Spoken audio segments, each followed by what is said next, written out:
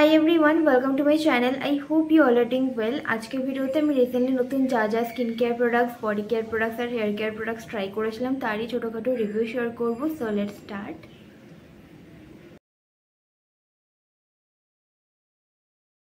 First রয়েছে Naturali hair fall arrest conditioner. এই প্রোডাক্টের রিভিউ আগের একটা ভিডিওতে আমি শেয়ার করেছিলাম, বাট তখন আমি এই প্রোডাক্টটা 2-3 সপ্তাহ মতন ইউজ করেছিলাম, বাট এখন আমি 1 মাসের বেশি হয়ে গেছে ইউজ করেছি।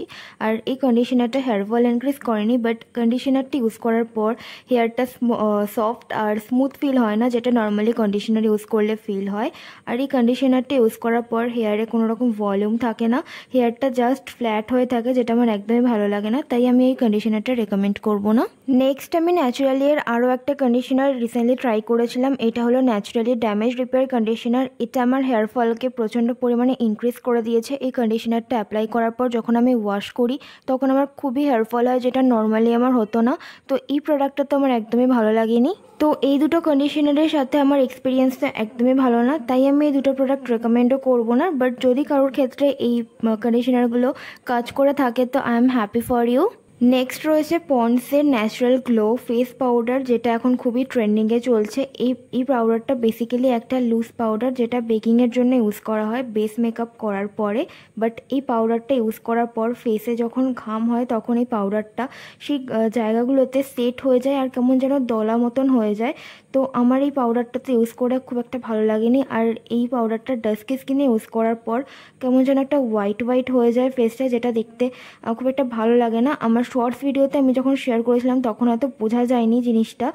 আমি মেনলি শর্টস ভিডিওতে শেয়ার করেছিলাম যে একটা লুজ পাউডারকে কী করে ইউজ করতে হয়, বাট ওভারঅল আমার এই লুজ পাউডারটা খুব একটা ভালো লাগেনি, কারণ এটা ইউজ করার পর আমার ফেসটা কেমন একটা হোয়াইট হয়েছিল। সেটা আমি ফাউন্ডেশনের ওপরে ইউজ করি কি নর্মালি ইউজ করি, ফেসটা কেমন একটা হোয়াইট হয়ে থাকে, যেটা আমার ভালো লাগে না দেখতে। বাট ফেয়ার স্কিন টোনের ক্ষেত্রে হয়তো এটা কাজ করতে পারে। নেক্সট রয়েছে ডাভ রিফ্রেশিং বডি ওয়াশ, যেটা ভালো, বাট কোয়ান্টিটিটা অনেকটা প্রয়োজন হয় ফোম ক্রিয়েট করার জন্য, যার কারণে এটা খুব তাড়াতাড়ি শেষ হয়ে যায়, 1 মাসের আগেই এটা শেষ হয়ে যায়। তো আমার তো এই প্রোডাক্টটা খুব একটা ভালো লাগেনি, আর এটা স্কিনকে ড্রাই করে। বাট আমি নর্মালি ডাভের ডিপ ময়েশ্চার বডি ওয়াশটা ইউজ করি, যেটা আমার বেশ ভালো লাগে। ওটা ফোমও ক্রিয়েট হয় ভালোভাবে আর বডি স্কিনকে ড্রাইও করে না। Swiss beauty hold me mat liquid lipstick, যেটা শেড নাম্বার হচ্ছে 11। এই লিপস্টিকের শেডটা বেশ ভালো, বাট এটার কোয়ালিটিটা আমার খুব একটা ভালো লাগে না।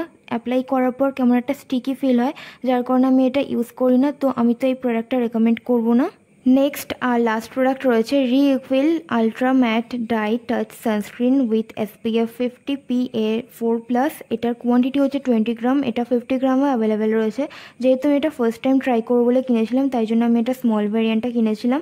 আমি যে ডক্টর রেকমেন্ডেড সানস্ক্রিনটা ইউজ করতাম ওই সানস্ক্রিনটা আমি কোথাও পাচ্ছি না, তো তাই জন্য আমি সিমিলার কাইন্ড অফ টেক্সচারের একটা সানস্ক্রিন করছিলাম, যেটা আমার মনে হচ্ছে যে এই সানস্ক্রিনটায় আমি পাবো। তো ওই জন্য আমি এই সানস্ক্রিনটা ট্রাই করি। এটার টেক্সচারটা সিমিলারিটি রয়েছে, বাট এই সানস্ক্রিনটা ইউজ করার পর আমার একটু হেভি ফিল। আমি যেই ময়েশ্চারাইজারটা ইউজ করি সেই ময়েশ্চারাইজারের সাথে যদি আমি এই সানস্ক্রিনটা অ্যাপ্লাই করি তো আমার মনে হয় যে এই সানস্ক্রিনটা পিল অফ হয়ে যাচ্ছে, কেমন যেন একটা গুঁড়ো মতন উঠে যায়। তো এই জন্য আমি এই সানস্ক্রিনটা যখন অ্যাপ্লাই করি তখন আমি এটা শুধুই অ্যাপ্লাই করি, এর সাথে আমি কোনো রকম ময়েশ্চারাইজার ইউজ করি না। So that's it for today's video. I hope আজকের এই ভিডিওটা তোমাদের ভালো লেগেছে। তাহলে দেখা হচ্ছে আমার পরবর্তী ভিডিওতে। Till then bye and take care.